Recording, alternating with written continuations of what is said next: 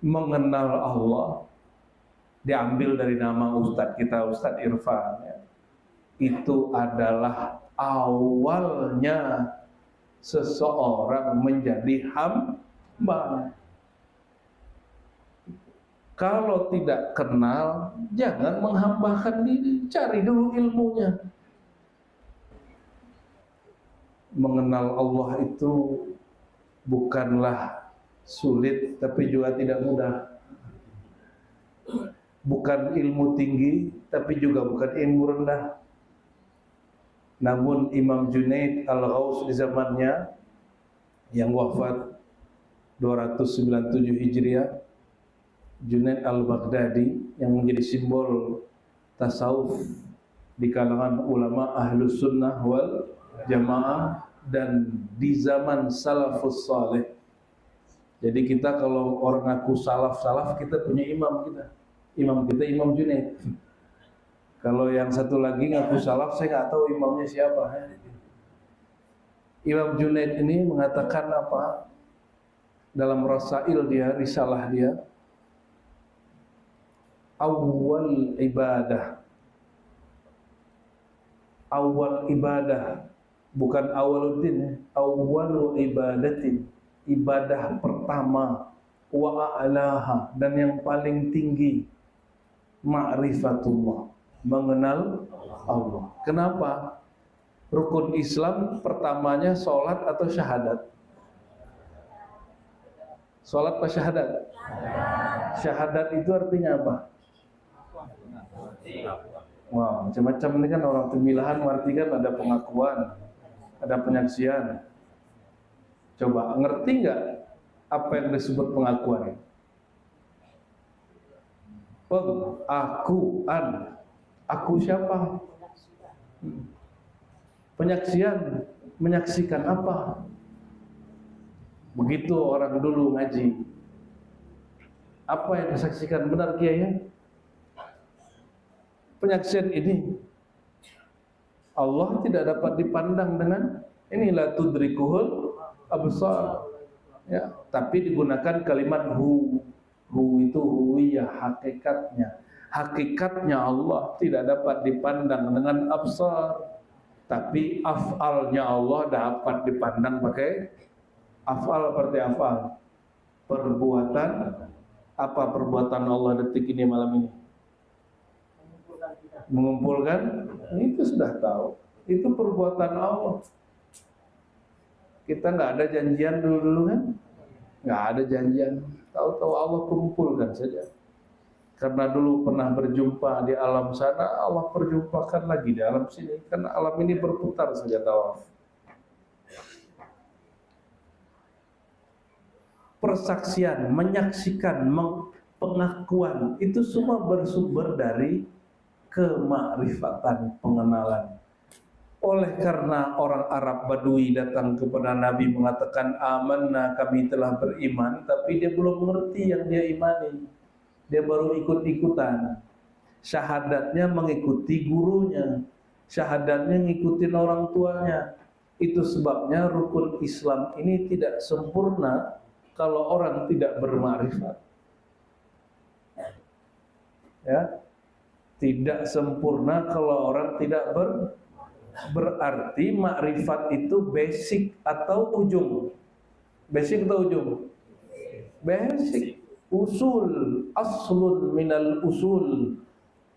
Basicnya ilmu keislaman bermakrifat. Apa arti makrifat? Mengenal.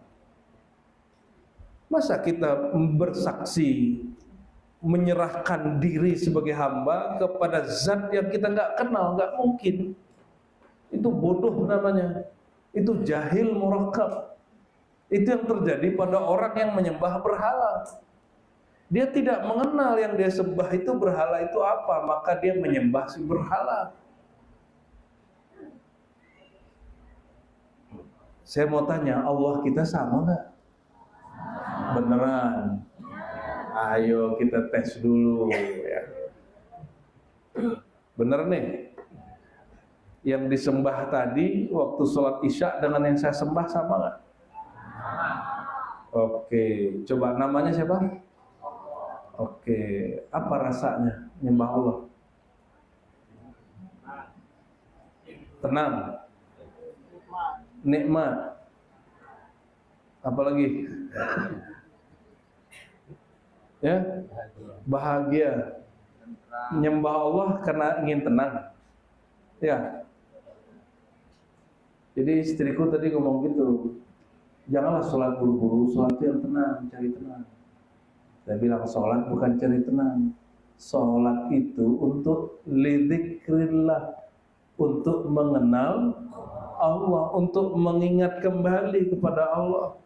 Bukan untuk tenang. Tenang itu bukan Tuhan. Bahagia itu bukan Tuhan. Kita nggak nyembah barang zat namanya tenang, kita nggak nyembah zat namanya bahagia. Kita nyembah yang menciptakan bahagia dan tenang. Gimana? Salah semua kan ente kan? Ya, ketemu aneh sih jadi salah semua. Maaf Ustaz ya. Jadi kita mengenal Allah itu bukan ilmu tinggi-tinggi. Kalau orang bilang harus sih kajian ketinggian, enggak. Ini kajian dasar. Masa engkau menyembah sesuatu yang engkau tidak kenal? Masa engkau menghambakan diri kepada yang tidak engkau kenal? Masa cuma tahu nama nggak tahu sifat? Masa cuma tahu sifat nggak tahu yang punya sifat dan nama? Mau sampai kapan? Pak Haji mau gak nikah sama orang yang cuma tahu nama, nggak tahu sifatnya? Nggak mau kita. Beli barang cuma tahu namanya, nggak tahu kondisinya, mau nggak? Nggak mau. Itu urusan dunia. Gimana urusan dunia akhirat? Bakal dunia akhirat nggak nyampe ke Tuhan. Oleh karena itu, jadi prolog ini baru permulaan ini, mukadimah ini. Ya. Mengenal Allah diambil dari nama Ustadz kita, Ustadz Irfan ya. Itu adalah awalnya seseorang menjadi hamba. Kalau tidak kenal, jangan menghambakan diri, cari dulu ilmunya. Di masa Rasulullah ngajarin kitab kuning. Gimana Kiai? Antum kan ngajar kitab kuning. Kitabnya udah putih tat katanya. Rasulullah ngajar dari mana diajarnya? Iqra kitabak, bacalah kitab yang di dalam dirimu. Iqra, Jibril turun suruh Nabi baca, berarti sudah ada dong sesuatu dalam diri Nabi. Iqra, baca. Tapi kesadaran Nabi Muhammad sebagai seorang nabi awal itu belum kembali full. Maka didekap Nabi Muhammad sampai nafasnya kalau orang sesak nafas tuh ya, apa bahasa orang Tembilahan? Semampot, sesak nafas lah itu. Orang kalau sesak nafas dia ingat kesejatian dirinya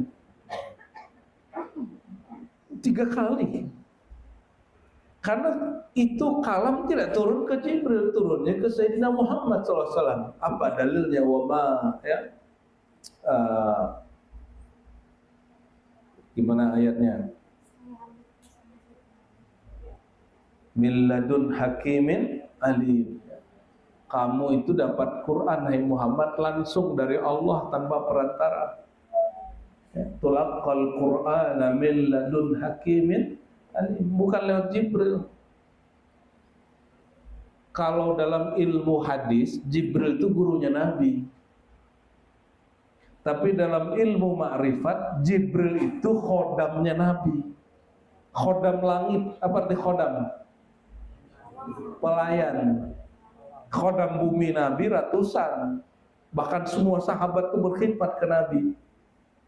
Yang agak lama itu ya Abu Bakar, Ali, Utsman, Ali paling lama. Yang kecil dari awal Nabi masuk Madinah sampai Nabi wafat, Sayyidina Anas. 10 tahun bersama Rasulullah SAW. Itu khadam bumi, khadam minal bashar. Ada khadam Rasulullah dari langit. Ya. Tapi Rasulullah ini tawadu, juga sering-sering nanya ke khodamnya, nggak gengsi dia nanya kepada, ya kenapa? Kata Imam Sya'rani, aktsarun nas tawadu'an Rasulullah SAW. Yang paling tawadu itu Rasulullah. Kenapa? Karena orang tawadu pasti berilmu, dan orang paling berilmu pasti paling tawadu. Orang paling sombong, ada sedikit merasa berilmu detik ini, saat ini, itu nggak ada ilmunya. Jadi sebelum kita duduk masuk majelis, istighfarkan qalbu, ya Allah, aku ini tidak berilmu, kalaupun ilmu Engkau ya Allah. Ya Allah, aku bukan ahli zikir, kalaupun aku dapat berzikir, Engkau yang gerakkan zikir, karena kami berdoa, inni ala zikrika, bantu aku berzikir. Maka orang yang berzikir dibantu Allah, bukan dia yang berzikir. Oh, aku berilmu. Hei, yarfa'illahu alladhina amanu minkum walladhina utul ilma. Yang diangkat itu orang yang merasa utul ilma, diberi ilmu, bukan merasa berilmu. Ilmu itu sifat Allah. Coba, ilmun hayat, sifat Allah bukan? Ya. Coba sifat ma'ani yang 7 apa aja? Qudrat, iradat, ilmun, hayat, sama, basar, kalam. Itu sifat Allah. Maka Imam Hakim Tirmizi mengatakan, faman takhallaqa bi akhlaqillah fahuwa min awliyaillah. Siapa yang berakhlak dengan akhlaknya Allah itu wali Allah. Apa akhlaknya Allah? Fanakan ilmumu, habiskan ilmu kita, bakoklah dalam ilmu Allah. Maka setiap huruf yang keluar, setiap kalam yang keluar, setiap makna yang muncul, bentuk rasa syukur kepada Allah Subhanahu wa ta'ala. Terima kasih ya Allah, hamba pendosa ini masih diizinkan berkalam tentang Engkau. Yang disiksa di neraka orang sombong atau orang tawadu?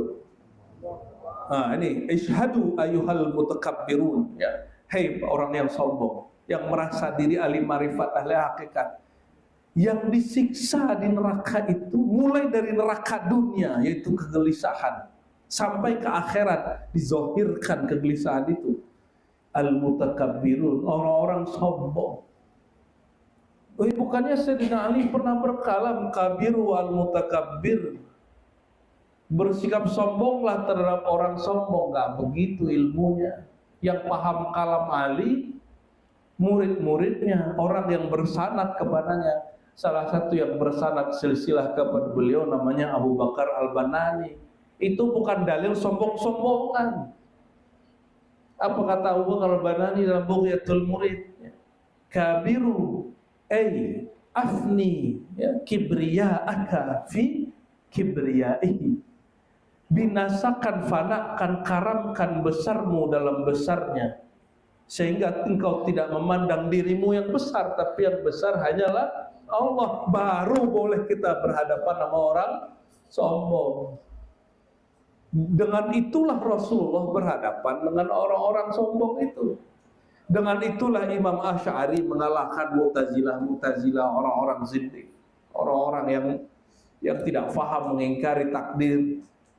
Dengan itulah Imam Ghazali bisa mengalahkan orang-orang yang menyimpang secara ilmu rasa, ilmu hakikat, dan lain sebagainya. Ya, gimana Pak? Coba kita istighfarkan satu saja. Coba sama-sama astaghfirullahaladzim, astaghfirullah. Ya Allah, ya Allah, yang maha tahu isi hatiku, yang maha tahu perasaanku, yang maha tahu baik burukku, yang maha tahu semua pengetahuanku hanyalah berasal darimu. Ampunkan ya Allah karena kami merasa berilmu. Ya, ampunkan Allah karena kami merasa berilmu.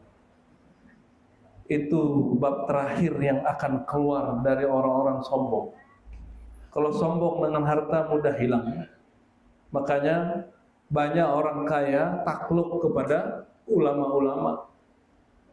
Tapi ulamanya nggak takluk kepada ulama lain, nggak mentaklukkan dirinya kepada sifat Allah.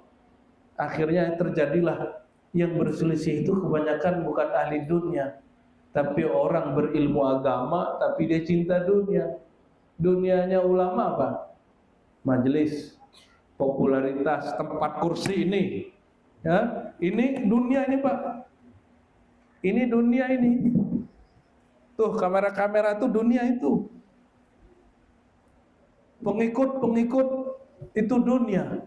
Itu yang bikin kiai ulama bertengkar, memperebutkan kursi. Mereka nggak minat mau kursi DPR, kecuali datang anggota partai. Kalau bukan Ustadz Irfan siapa lagi? Begituin nanti. Akhirnya Ustadz Irfan pecah kongsi dengan Haji Saifullah. Karena Haji Saifullah nggak mau berpartai. Ini misal nih Ustadz, ini kejadian di mana-mana ini. Benar ya? Kejadian di mana-mana. Allahumma sholli ala Muhammad. Ya. Jadi orang kalau melihat Ustadz, lihat kiai berdua ini, kalau orang partai, mohon maaf nih orang partai ya, itu seksi nih orang berdua. Kenapa? Punya murid. Ya, punya murid, punya pengikut. Hal yang sangat didambakan oleh politisi. Punya pengaruh. Ya. Mereka kan berpolitik juga, tapi kan karena Allah, politik lillah. Ya, politik itu kan kegiatan membuat pengaruh. Ya, saya hanya berdoa, ya Allah, jika Engkau berikan aku pengaruh, jadikanlah pengaruh itu untuk menghantarkan diriku dan orang-orang yang bersamaku kepada Engkau. Nah, itu aja. Hanya itu siasat kita. Ya. Maka dari ini kan YouTube ini kan baru-baru aja Pak. Kita udah main kamera itu dari 2013. Ya. Waktu itu kita kelompok sebelah itu kan punya TV. Kita ini negara kaya tapi nggak punya TV, aswajanya. Ahlu sunnah aja punya TV, apalagi orang tarekatnya, apalagi orang tasawufnya, merem-merem doang, ya kan? Ngajinya di warung-warung kita dulu. Mereka punya TV Pak, tapi bilang apa? Oh, kita pakailah YouTube nih, nggak didengerin sampai pandemi. Sebelum pandemi baru didengerin. Masjid-masjid yang kita ngisi kita bilang, udah duitnya banyak, bikin kamera. Baru kemudian pada melek. Ini kawan-kawan kita aja. Ternyata terjadi pandemi. Otomatis orang ngaji lewat apa? Lewat YouTube, lewat Zoom. Jadi ada berkahnya. Nggak ada sesuatu terjadi di dunia nggak ada berkahnya. Cuma emang ada korbannya juga. Ada saudara kita yang meninggal, guru kita yang wafat. Ya, benar nggak? Ya. Bapak Ibu yang bukan Allah. Kembali ke yang tadi, kalau ingin kenal Allah, buang dulu rasa mengenal. Ya, kalau ingin kenal Allah, buang dulu rasa sudah kenal dia. Maka Sayyidina Abu Bakar, orang yang paling ngerti Nabi di antara sahabat yang tua.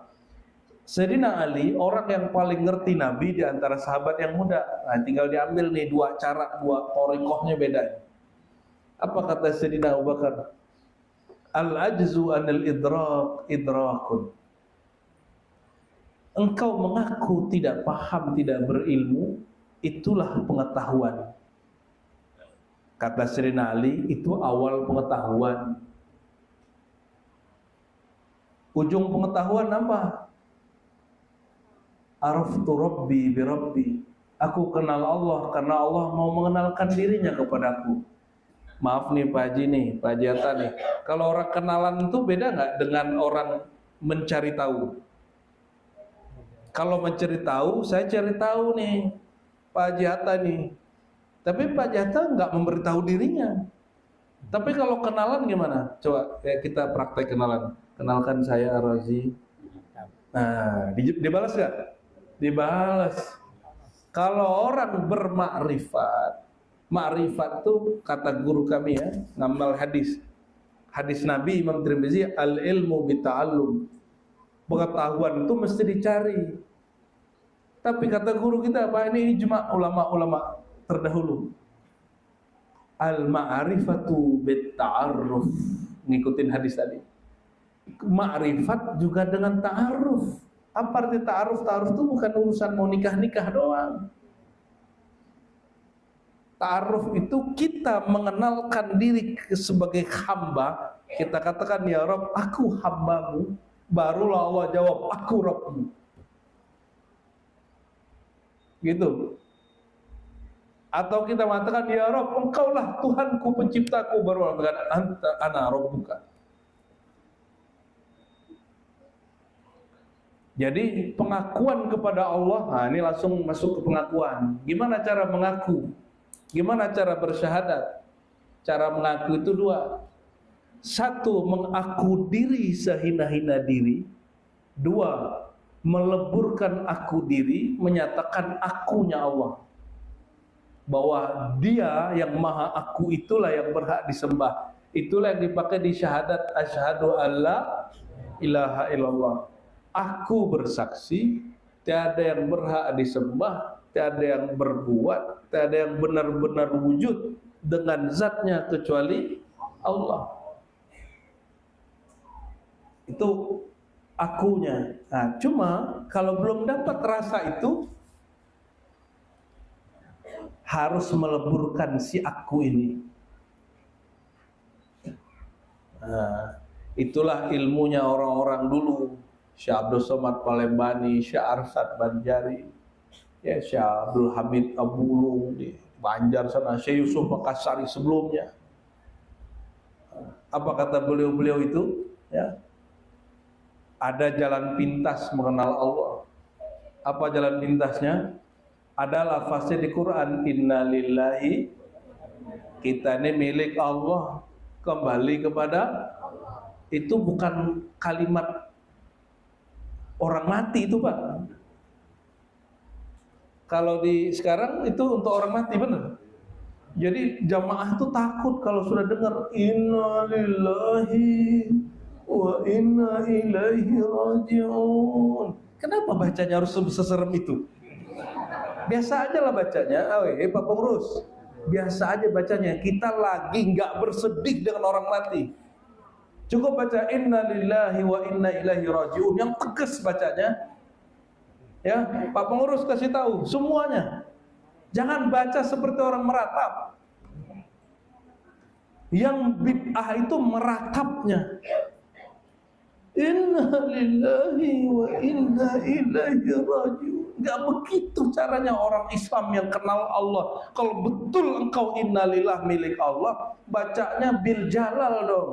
Tegas bacanya. Inna berarti inna. Sungguh kami milik Allah. Bangga dia. Maka orang mati itu bahagia kalau dia tahu dirinya milik Allah. Nggak ada sedih-sedih. Jadi makanya saudara kita yang anti-anti bid'ah itu gergetan tuh kalau dengerin orang baca inna lillahi. Yang tegas Pak bacanya. Inna lillahi wa inna ilaihi raji'un. Ya, telah kembali kepadanya, hambanya, hamba Allah. Udah selesai. Ya, fulan min fulan. Kata Imam Notaillah, ya, ujian itu a'yadul muridin, hari rayanya para murid. Gimana Pak? Kita mendeklarasikan milik Allah. Kalau ente milik Allah terus kenapa sedih? Kalau emang kita milik Allah kenapa kita sedih? Kalau seharusnya orang mengatakan inna lillah, kami milik Allah, kami akan berpulang kembali kepadanya. Kalau kita berkampungkan di Jakarta, mau pulang kampung senang nggak? Kampungnya di Banjar, kampungnya di Bugis, kampungnya di Padang, kampungnya di Medan, kampungnya di Palembang, mau pulang kampung senang nggak? Senang, jangan meratap. Bahagia harusnya. Ngaji inna lillahi. Jadi cara memahami syahadat makrifat paling sederhana itu mengetahui jalan innalillah. Kita ini milik, coba cek nih, yang paling ringan di badan kita kuku apa rambut? Rambut. Ada yang dapat numbuhin rambut? Ini Pak Haji ini sudah ubanan nih kan? Bisa nahan ubannya tumbuh? Enggak bisa. Gimana? Enggak bisa ya? Oh ini dipotong jenggotnya gak ketahuan. Ini kalau ngelamar lagi gak ketahuan kalau udah tua ini. Wah kalau ini langsung ngegas dia, aku sudah tua. Ya, jenggot doang tua, semangat memuda. Allahumma sholli ala Muhammad. Pengennya gimana? Ini kalau bapak ini bisa nahan, berkuasa kepada satu rambut, coba katakan ke rambut, besok kau tumbuh hitam. Jangan. Berarti rambut ini bukan kita yang punya. Siapa yang punya? Paling ringan Pak. Kuku, gigi, apalagi kulit, ya sama lah. Sudah mulai ini ya, kisutnya. Ya, itu bukan masalah gravitasi. Emang dia sudah tua, sudah minta untuk berpulang. Jadi ketika malaikat maut demo kepada Allah, malaikat boleh demo Pak. Dari dulu malaikat itu suka demo. Ketika Allah umumkan ada khalifah di muka bumi, yang demo siapa? Malaikat. Ya. Kami yang ahli zikir, kami nggak perlu satu kok kami yang jadi. Oh ternyata konsep-konsep otak malaikat, orang soleh ahli ibadah baik-baik itu yang jadi pemimpin. Itu yang muncul di pikiran orang hari ini. Enggak, pemimpin itu orang berilmu. Wa 'allama Adama asma. Beda logika kita sama malaikat. Bagi malaikat yang jadi pemimpin itu yang tua-tua. Enggak, yang tua itu orang berilmu. Bedanya tubuh, kendaraan tubuhnya Nabi Adam 1000-an tahun. Kalau ini umur udah berapa nih Pak Jadi? 60. Kayaknya dulu pernah muda ya. Alhamdulillah. Ini yang muda-muda ini, kalian sadar nggak sih muda? Orang tua cemas sama anak muda mah cuek-cuek aja, main-main aja. Bener Ustaz ya? Kita ini tua-tua mikirin anak muda nanti gimana nasibnya menghadapi global warming, menghadapi Cina, menghadapi Amerika, Yahudi. Anak-anak kita main game-game asik aja deh. Ya. Seperti dulu bapak-bapak ini waktu masih muda dicemaskan orang-orang tua. Ini kita kasih tahu sama bapak-bapak, urusan dunia nggak usah khawatir kepada anak muda, mereka lebih ngerti dunia. Yang kita khawatirkan satu saja, nasib mereka di akhirat. Urusan dunia nggak usah khawatir. Anak-anak kita lebih cepat ngerti handphone dari kita nggak? Terus ngapain cemas urusan dunia? Yang kita khawatirkan nanti kalau dia mati masuk kubur ditanya malaikat, man rabbuka? Rob kamu siapa? Nah harus lolos di inna lillahi wa inna ilaihi. Nah, ini ilmu paling mudah malam ini. Inna lillah. Sesungguhnya kami ini milik. Siapakah yang disebut aku atau kami? Aku atau kami itu ada dua. Satu zahir, satu batin. Yang zahir ini fiilnya Allah, perbuatan. Ini pendek cerita nih ya. Karena sudah malam, mohon maaf, nyampe jam tujuan. Liyah-liyah dulu kiri kanan 8:30. Ya. Jadi langsung kita kasih inti-inti kajian sajalah ya. Biar nanti baca inna lillahi wa inna ilaihi raji'un bangga. Bukan lagi nangis-nangis. Kalaupun nangis bahagia karena mau pulang kampung, bukan meratap. Kami, kita, aku yang zahir.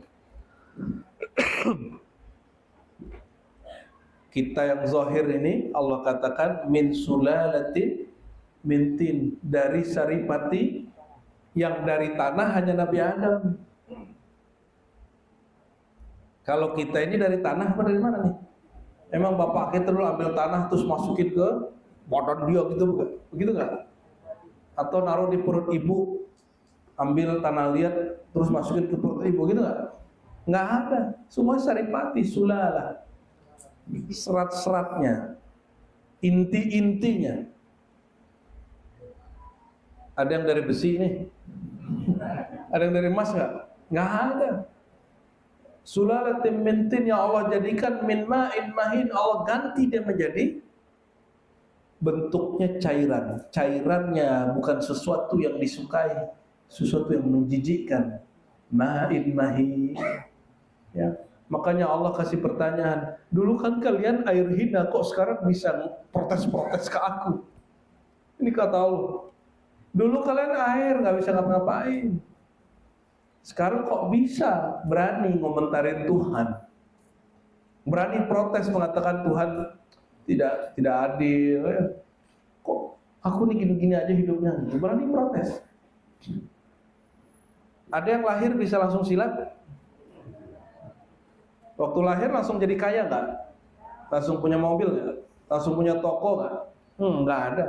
Ada yang lahir langsung bisa bahasa Inggris? Nggak ada. Maka yang disebut bakat itu sebenarnya mitos saja. Al-ilmu bita'allum. Bakat itu dicari, bukan turunan. Bakat yang disebut turunan itu mitos, mitologi. Bakat itu dicari. Mohon maaf, di Quran ada nggak binatang yang diajar? Dan dia jadi terpelajar. Disebut terlatih. Binatang apa? Bahasa Indonesia sih nyebut binatang ini hina, tapi kalau di Quran dia termasuk binatang spesial 2 kali itu. Satu Ashabul Kahfi, satu di Al-Maidah. Ya, apa? Tuh kan gak senang kan nyebut anjing ini. Ya, karena orang Indonesia nyebut kata anjing itu marah gitu. Kalau orang Arab nyebut kata anjing itu akrab. Kel ente gitu. Itu saking akrabnya itu. Anjing lo gitu. Tapi orang Indonesia nyebut begitu. Ini contoh aja Pak, jangan ditiru ya. Itu jangan tiru nih santri-santri nih. Itu bilang ke teman aneh jadi orang Saudi aja deh, mau akrab ente kan gitu. Jangan begitu. Nanti kiai itu turun tangan, nanti disunat 3 kali nanti.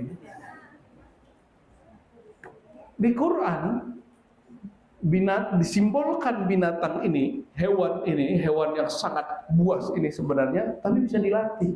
1, hewan paling setia. 2, bisa dilatih. Paling setia disebut namanya Qitmir di surat Al-Kahf.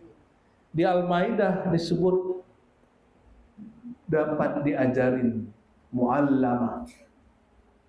Anjing itu dapat diajar. Itu kan sindiran buat kita, Pak. Si guguk itu dia sangat setia kepada tuannya yang ngasih makan dia, yang ngasih makan. Dan dia bisa diajar. Dia tahu yang ngasih makan dia, berarti aku milik dia. Itu si guguk itu dia jadi patuh sama tuannya. Cuman sweet langsung datang. Ini sudah sweet 5 waktu nggak datang ke Allah kan? Makanya saya tanya, jangan-jangan Allah kita beda, ya? Jangan-jangan. Waktu azan itu pintu langit dibuka apa semua? Orang kalau mau doa mustajab nggak mesti ke Mekah depan multazam. Lagi azan selesai, la ilaha illallah, itu pintu langit lagi dibuka itu. Ya, antara doa dan la ilaha illallah itu pintu langit dibuka. Belum selesai kita doa, orang azan lagi di sono, dibuka lagi tuh. Jadi kalau mau doa mustajab tinggal yakinnya aja yang kurang. Ente kan kurang yakin. Mintanya barang instan. Ya, minta ke orang tua aja nggak bisa instan, masa minta ke Allah instan? Rasulullah pun minta ke Allah nggak ada instan. Udah pepet, baru Nabi kemudian ambil.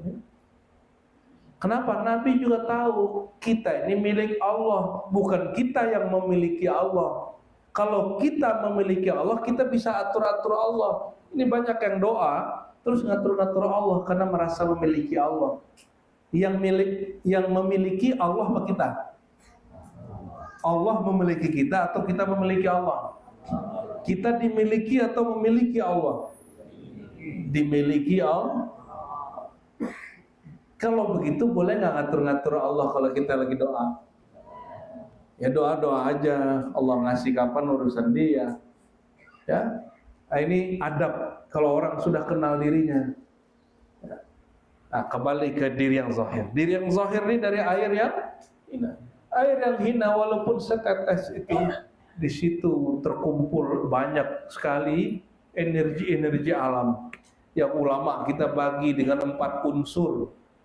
Ada unsur airnya, tanahnya, apinya, angin, udaranya.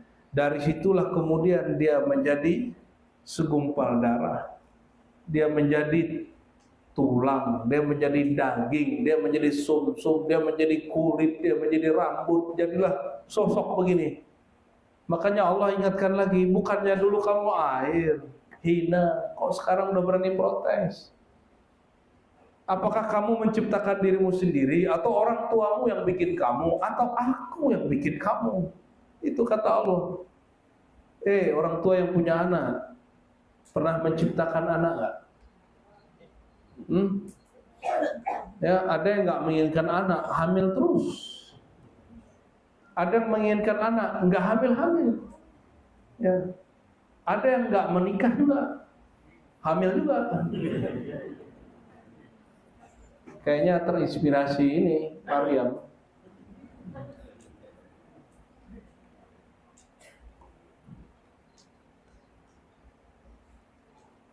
Sudah clear? Ini pendek cerita aja nih. Berarti air yang hina ini Allah kalamkan apa kepadanya? Kun. Nah, gitu dong. Apa kata Allah kepada air? Kun. Imam Al-Hakim Tirmizi dalam Nawadirul Usul menjelaskan makna kun. Kaf itu maknanya kamal. Nun itu nur. Salah satu maknanya. Kesempurnaan nurku. Allah katakan. Oh, jadi itu air dikata-katain dulu Pak sama Allah. Coba baca kun. Jadi apa? Nggak jadi apa-apa kan? Karena itu bukan Allah. Kita ini bukan Allah. Kalau Allah yang berkalam, innama amruhu idza arada syai'an ayyaqula lahu. Ini lafaznya apa? Sesungguhnya amruhu. Kalimat amruhu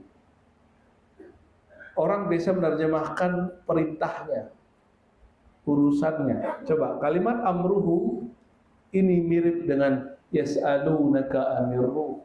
Mereka bertanya kepadamu tentang ruh.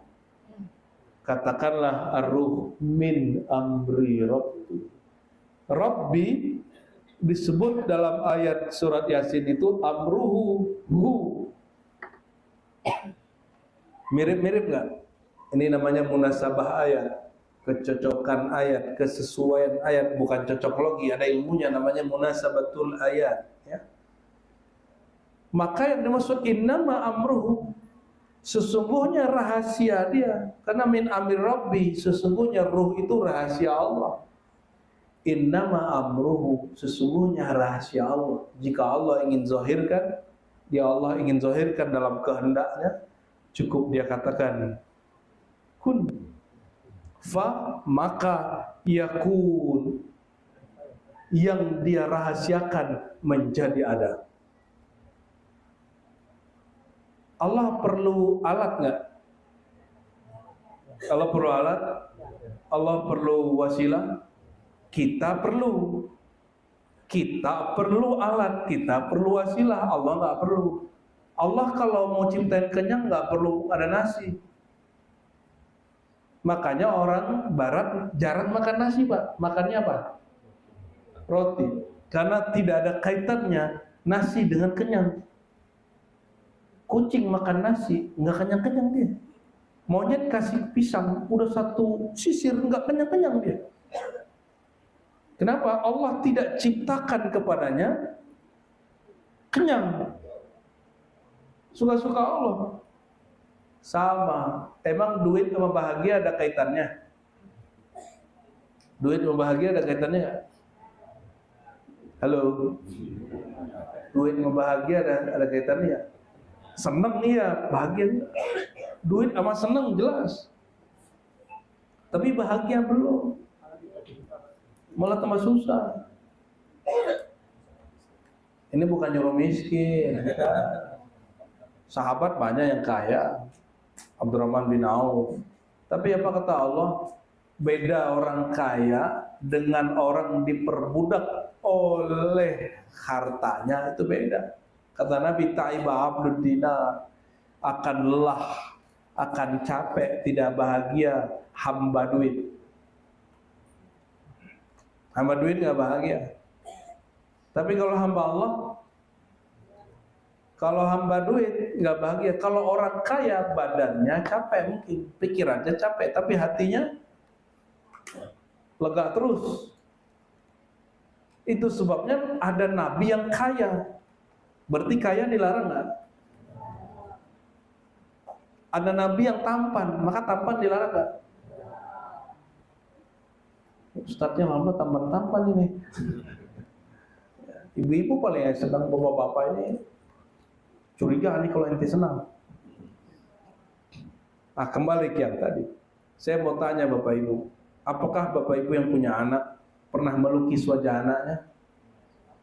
Siapa yang melukis wajah anak? Allah.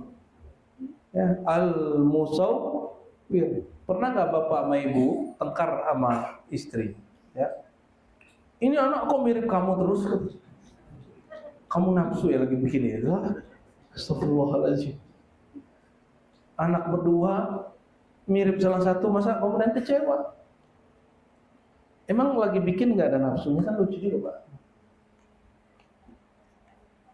Jadi orang tua nggak pernah juga bikin anaknya, nggak pernah juga melukis wajahnya, nggak pernah juga ya biar hidungnya agak mancung dikit, tarik-tarik lah hidungnya, nggak bisa. Maka Allah menyebut dirinya Al-Musawwir. Ya. Dalam Al-Quran surah Al-Hasyr Allah menyebut dirinya apa? Wallahul khaliqul bari'ul musawwir. Allah cipta dari tiada menjadi ada. Allah konsep bentuknya, Allah kasih rupa. Musawwir ini kalau terjemahan lainnya, Allah yang memberi rupa dari nurnya. Maka disebutlah wajah anak Bani Adam ini Citra Ar-Rahman. Kata Nabi, jangan kalau tengkar sama orang jangan pukul muka. Kenapa? Fa inna Adam khuliqa ala suratir Rahman. Karena Adam dicipta dengan surah musawwir, dengan rupa citra yang diberikan oleh Allah yang Rahman. Ya. Tapi hadis ini diperdebatkan oleh banyak orang karena mereka tidak mempelajari Nur Muhammad. Masa Allah berupa? Kan dalam akidah Ahlussunnah Allah tidak berupa, tidak berwarna, tidak bertempat, tidak berarah, kan gitu ya. Ar-Rahman di situ siapa? Diskusilah kita dengan banyak guru. Ternyata Ar-Rahman baik di situ ataupun di Quran ada yang berarti bukan Allah Ar-Rahman, tapi mengambil dari ayat wabil mu'minina raufur rahim. Nabi Muhammad terhadap orang beriman rauf dan rahim. Tapi Allah nggak sebut Rahman, karena Rahman umum, kalau Rahim khusus. Coba perhatikan ayatnya, wa ma arsalnaka illa rahmatan lil, tidak kami utus engkau kecuali rahmatan. Rahmatan itu sifat, orangnya disebut Rahman. Atas dasar itu beberapa kiai di Indonesia menamakan anaknya Rahman. Di kuliah ke Saudi dibatalkan beasiswanya. Kok kamu Rahman, kan nama Allah gitu Pak. Gak jadi dia kuliah ke Saudi karena nama dia Rahman. Kalau Ustadz Irfan namanya Aman Ustadz.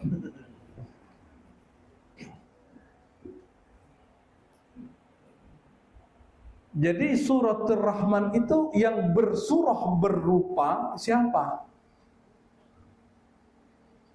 Sayyidina Muhammad. Maka Ar-Rahman di situ bukan wajah Allah, tapi wajah kasih sayang Allah pada Nabi Muhammad sallallahu alaihi. Sesungguhnya Adam, kata Nabi, khuliqa, dicipta ala suratul Rahman, dicipta wajahnya, rupanya, bentuknya dalam rupa gores-goresan wajah Nabi Adam. Maka Sayyidina Muhammad berkalam, ini sering kita sampaikan di musim Maulid. Ketika orang cerita tentang tampannya Nabi Yusuf, apa kata Nabi Muhammad? Jamaluhu nisfu jamali. Tampannya dia separuh tampanku, gagahnya dia separuh gagahku. Kalau Nabi Yusuf separuhnya Nabi, kira-kira kalau kita menyaksikan aslinya Nabi, kira-kira gimana?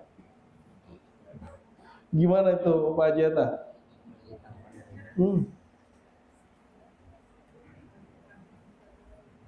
Nabi Yusuf lewat ibu-ibu sosialita.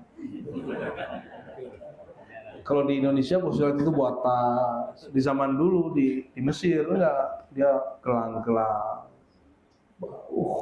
kalung yang bagus-bagus.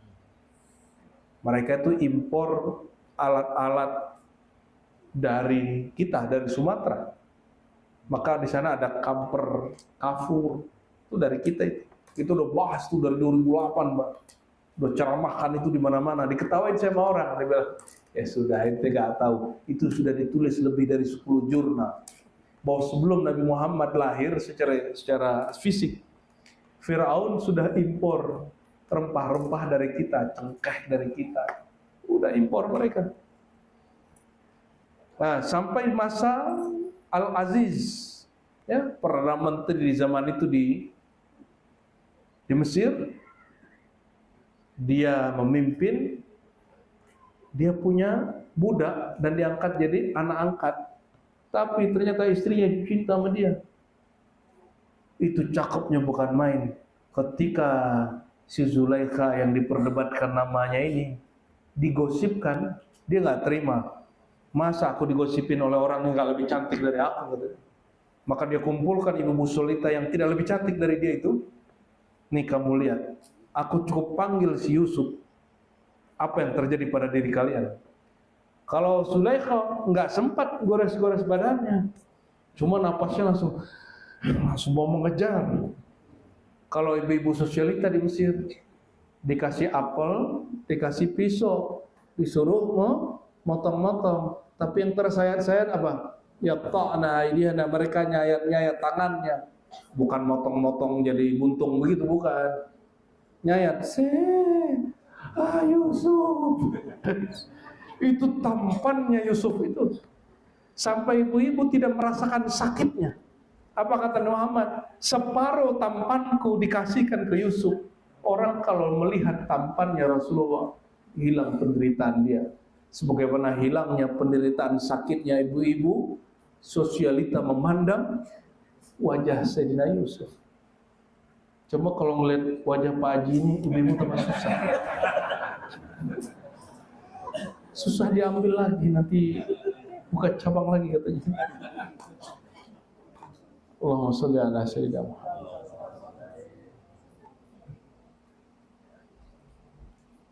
Itu yang disebut suratul Rahman. Suratul keindahan wajah kasih sayang. Orang pandang dia siapapun jatuh cinta. Allah balik, Allah zahirkan surah rahimiyahnya Nabi Muhammad. Maka yang jatuh cinta hanya orang beriman. Wabil mu'minina raufur, terhadap orang beriman dia sangatlah penyayang rahim. Rahim itu batinnya rahman. Jadi rahmah bercabang dua, zahirnya rahman, batinnya rahim. Ini bukan rahmannya Allah ya. Ini bukan bismillahirrahmanirrahim. Ini nama sebagai nama Rasulullah SAW. Bahwa di Quran ada nama-nama Allah yang Allah sematkan untuk Nabi Muhammad, dan sebagian kaidah ini dijelaskan oleh Imam Qadiyat dalam kitab Asy-Syifa, ya. Bukan Syifa, Asy-Syifa. Imam Qadiyat ini Imam Ahlus Sunnah yang karya dia membuka ruang untuk memahami tentang Nur Muhammad, tentang tajalli. Luar biasa itu kitab ya. Bapak Ibu saudara-saudari yang bukan Allah. Jadi wajah zahir kita ini, wajah itu yang ditatap, Pak.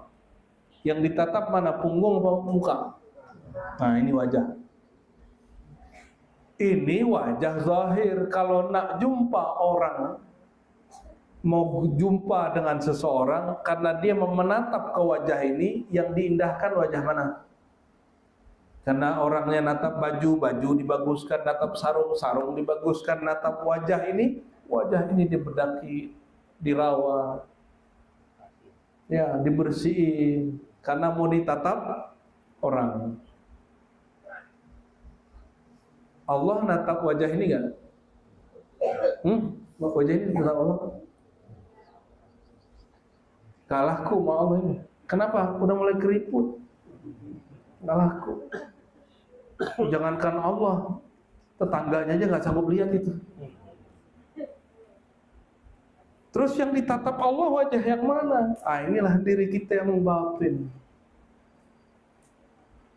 Diri kita yang batin itu dari pancaran nur rahimiyah Rasulullah Sallallahu Alaihi Wasallam. Wajahnya ada pada qalbu. Maka disebut di dalam hadis yang sahih, innallaha la yanzuru ila suwarikum. Allah tidak menatap ke rupa zahirmu. Wala ila ajsamikum, apalagi ke jisimmu, jasadmu.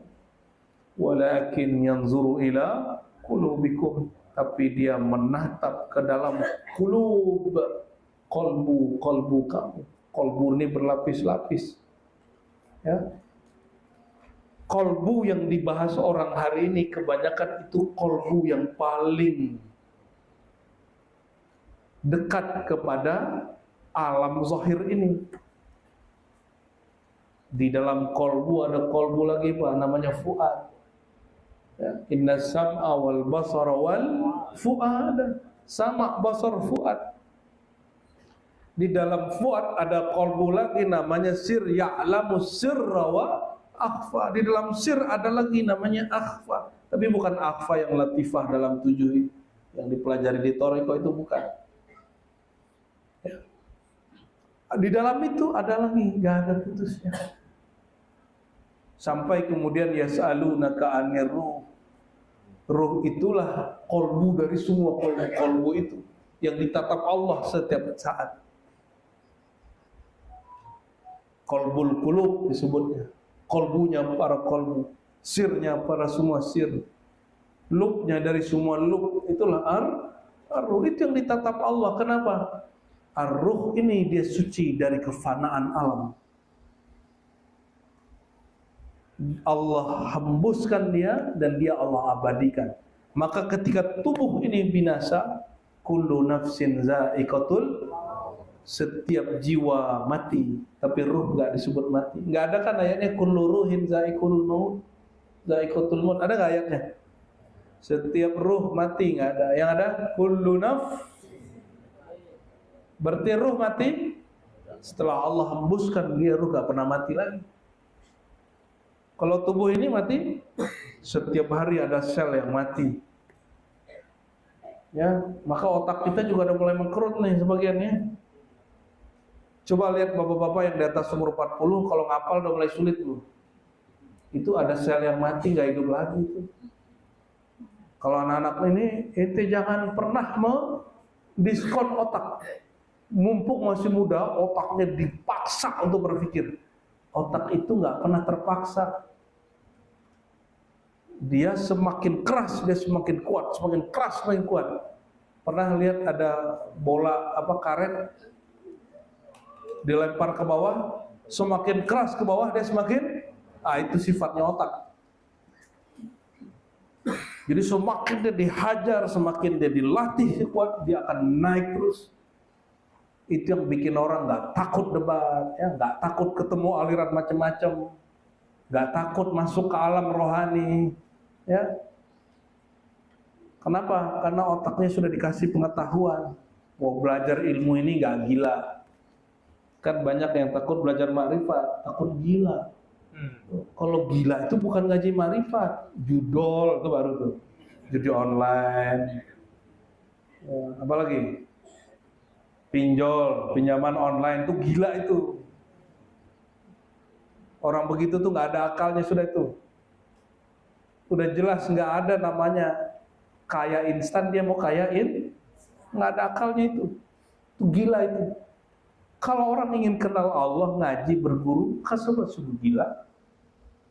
Yang gila itu yang saya kenal ya, ada orang pengen jadi dukun, tapi nggak mau riadoh, bayar mahar ke kiai, ngamalin sedikit udah jadi aneh sekarang. Ya, nggak mau riadoh. Orang mau jadi dukun pun, dukun tuh nggak negatif hasilnya Pak. Dukun itu kudu kun, cocok logi. Kun. Makanya saya ketemu dukun-dukun yang tidak dukun dalam pengertian orang hari ini. Dia kalau doa berkat la ilaha illallah kun fayakun, makanya orang dengar kun. Dulu Bapak lahir sama dokter apa dukun? Produk dukun kan ini? Oh ini produk dukun ini. Kita Ustaz, alhamdulillah sudah di zaman terang benderang. Lahirnya sudah berdokter sama bidan ya. Pak Haji dulu sama dukun. Dukun beranak. Dukun beranak. Dulu sama ya. Ini produk dukun semua nih. Terus kalian benci sama dukun. Nggak tahu jati diri namanya itu. Kita itu menolak dan dikatakan itu dua, arraf kahin. Dukun bukan bahasa Arab. Arraf itu orang yang suka ngeramal-ngeramal. Sok tahu kalau barang hilang.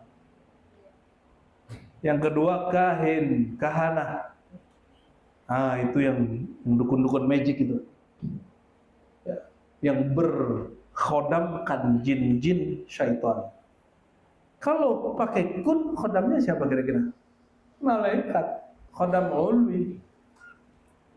Makanya kiai-kiai kita, guru-guru kita, dia seorang mu'alim tapi bisa jadi dukun Pak.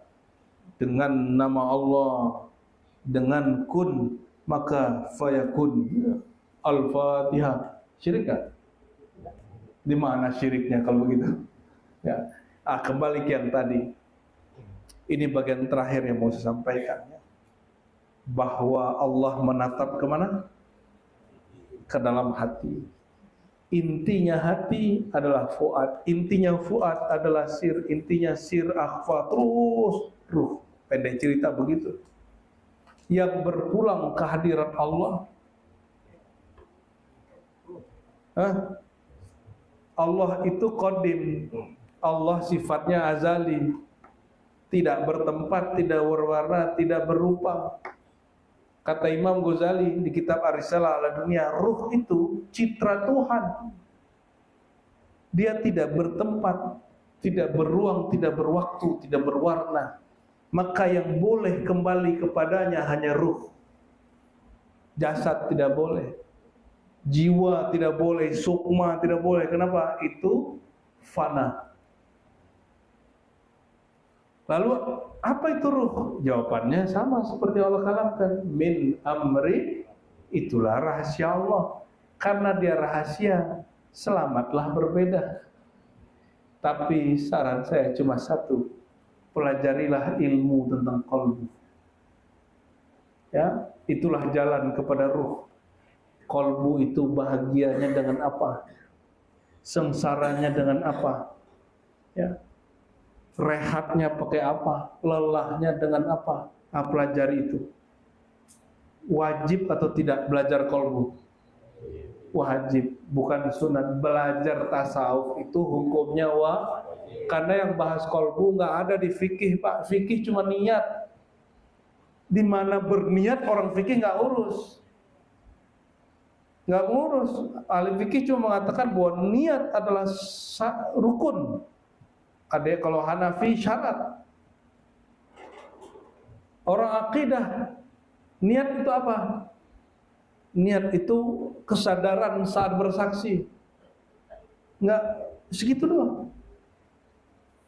Tapi yang serius mengkaji qalbu hanya ulama tasawuf. Di Quran tentang kolbu lebih banyak daripada sholat, daripada zikir, daripada sholat, daripada haji, daripada zakat. Itu sebabnya syaitan benci dengan orang yang bahas kolbu. Allah ya sayang kepada dia, syaitan benci kepada dia. Allah benci kepada syaitan, syaitannya benci kepada orang yang kenal Allah. Maka majelis-majelis yang bahas kolbu siap-siap dituduh sesat. Yang nuduh sesat ustaz, yang nuduh sesat jamaah kesetanan. Itu yang kita sebutkan berkali-kali. Syekh Abdul Qadir Jilani berkalam, syaitan yang berzahir dalam rupa manusia lebih berbahaya daripada syaitan yang menyerupai jin. Berarti syaitan itu aslinya dia bukan jin, bukan manusia, tapi dia boleh mengambil tubuh jin, boleh mengambil tubuh manusia. Ini perhatikan, jin bukan musuh kita. Musuh kita siapa? Syaitan. Di Quran dikatakan minal jinnati wan. Jangan lagi menyalahkan jin. Musuh kita siapa? Jadi kepada ahli ruqyah, silakan meruqyah orang dari jin, tapi jangan salah mengajarkan orang untuk memusuhi jin. Jin itu tetangga alam kita. Musuh kita itu yang menghalangi kita dari Allah, yang mendorong kita bertengkar satu sama lain. Nah, perhatikan, maka ciri-ciri syaitan, walaupun bertubuh manusia, dia ngompor-ngomporin, ilmunya cetek. Ustadz Syano tuh gak beres tuh, dia tuh abis ini kita kalau abis denger dia ngomong, kita langsung merendahkan orang yang dibicarakan. Itu orang lidahnya udah kesetanan, walaupun dia gak sadar, walaupun pakai kopiah, walaupun di atas mimbar hari Jumat, hari raya, sama aja. Siapa tahu ustadz lupa baca bismillah saat minum, masuk di situ. Lupa saat makan, masuk di situ. Yang paling, nah ini syaitan yang bisa masuk lewat makan, minum, itu setan biasa, Pak. Ada setan yang lebih rumit, dia bisa masuk lewat nafas. Itu setan tingkat tinggi itu. Lewat apa? Maka kalau nafas mesti sadar bertuhan kepada, nafas naik ingat Allah, nafas turun bersyukur kepada Allah. Udah begitu belum? Kalau enggak nanti nafasnya dipakai untuk marah, dipakai untuk bertenaga hal yang enggak benar. Tuh, selama ini cuma ngertiin zikir saat makan kan? Kalau lagi ngunyah-ngunyah, siapa yang zikir? Nyam nyam nyam nyam nyam. Bismillahnya bisa baca nggak?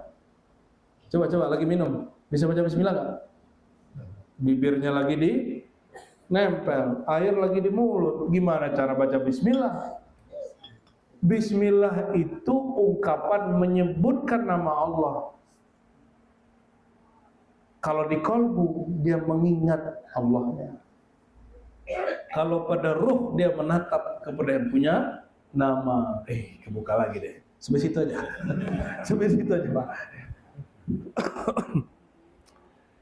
Sudah jam berapa ini Pak Haji? Wah, cukup lah ya. Masih ada lagi kan besok? Jam berapa besok? Berarti besok lagi lah ya. Semoga Allah berkahi sahibul majlis, khadimul majlis, semua pengurus majlis, semua yang hadir di majlis.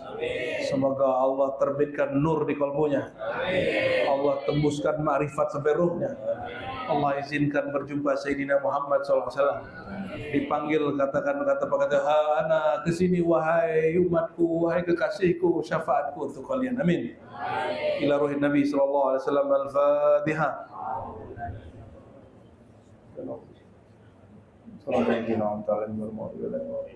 Sebelum doa dengan Ustaz, kita salawat dulu ya. Inna Allah malaikatahu yusalluna ala nabi ya ayyuhalladzina amanu sallu alaihi wa sallimu taslima Nabiqullah sallallahu alaihi wasallam. Ya Nabi salam alaika, Ya Rasul salam alaika, Ya Habib salam alaika, salawatullah alaika. Yang kuat, sallallahu ala Muhammad, sallallahu alaihi wasallam, sallallahu ala Muhammad, sallallahu alaihi wasallam.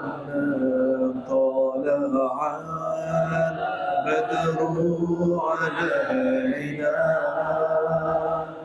min thaniyatil wada'i, wajaba syukru alaina ma'ana lillahi da'i. Sallallahu ala Muhammad, sallallahu alaihi wasallam, sallallahu ala Muhammad, sallallahu alaihi wasallam. Al-Fatihah.